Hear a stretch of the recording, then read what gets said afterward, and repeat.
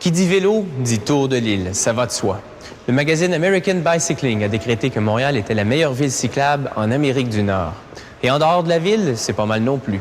On trouve 4600 km de voies cyclables au Québec, dont le tiers sur la route verte. Et ça augmente d'année en année. Le vélo, c'est une affaire internationale. D'abord appelé célérifère, c'est une invention française de 1790. Ça ressemble à un cheval de bois à 2 roues, sans pédalier ni guidon. La question de la direction est réglée par un Allemand en 1817. Le pédalier sur la roue avant, une véritable révolution, est français et date de 1861. Les Britanniques, eux, nous donnent le grand bi à la grande roue avant en 1870.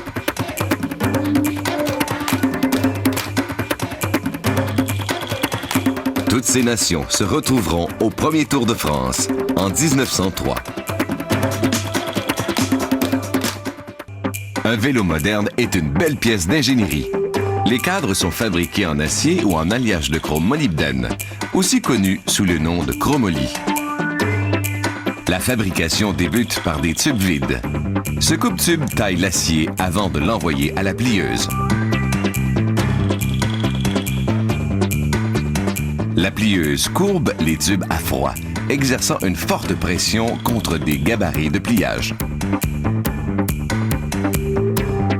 Il faut maintenant usiner les tubes, c'est-à-dire découper les entailles afin qu'ils s'emboîtent correctement les uns dans les autres. Durant cette opération, l'huile de coupe permet de refroidir le tube. Le tube est découpé, tenant compte de l'angle d'insertion des autres morceaux. Les tubes à souder ensemble sont placés dans ce support. On insère une pièce en alliage d'argent et de bronze qui accroît la résistance et donne un meilleur fini au point de soudure. La soudure est effectuée. La soudure du cadre prend environ 2 minutes à la température de 800 degrés Celsius.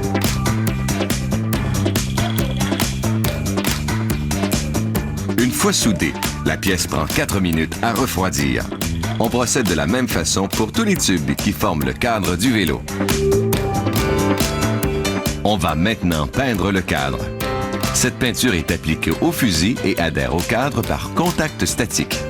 Puis, la peinture sera cuite dans un four alimenté au gaz naturel à 218 degrés durant 15 minutes.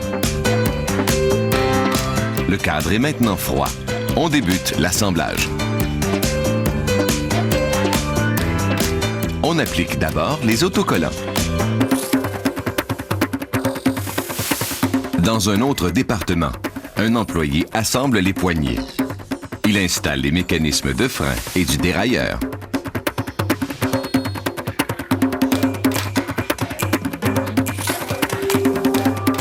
On passe maintenant aux jantes. Les 36 rayons en acier inoxydable de chacune des jantes en aluminium sont installés à la main. La dextérité de cet employé lui permet d'installer les rayons sur 65 jantes en 1 heure. Cette amorceuse à rayons permet de visser les rayons sur la jante.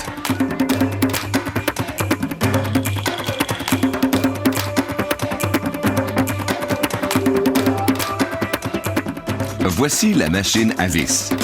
Elle exerce une pression sur les rayons pour qu'ils aient la tension désirée. S'il y a trop ou pas assez de tension, la jante se raccroche. Cette machine effectue l'alignement des jantes, condition essentielle au bon fonctionnement du vélo.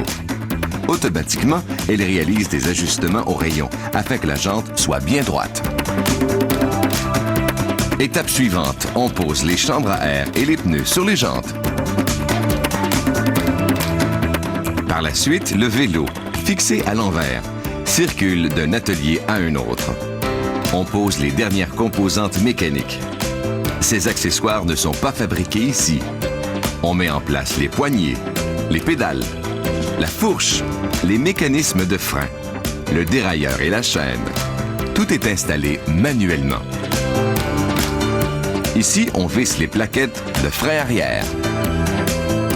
Finalement, on inspecte chaque vélo pour s'assurer que les boulons sont bien serrés et que tout fonctionne correctement. Puis, ce sera l'emballage. Cette usine fabrique 2500 vélos à chaque jour. Assemblée de plusieurs tubes de chromoly, chacune d'entre elles pèse environ 11,4 kg et roulera durant des milliers de kilomètres.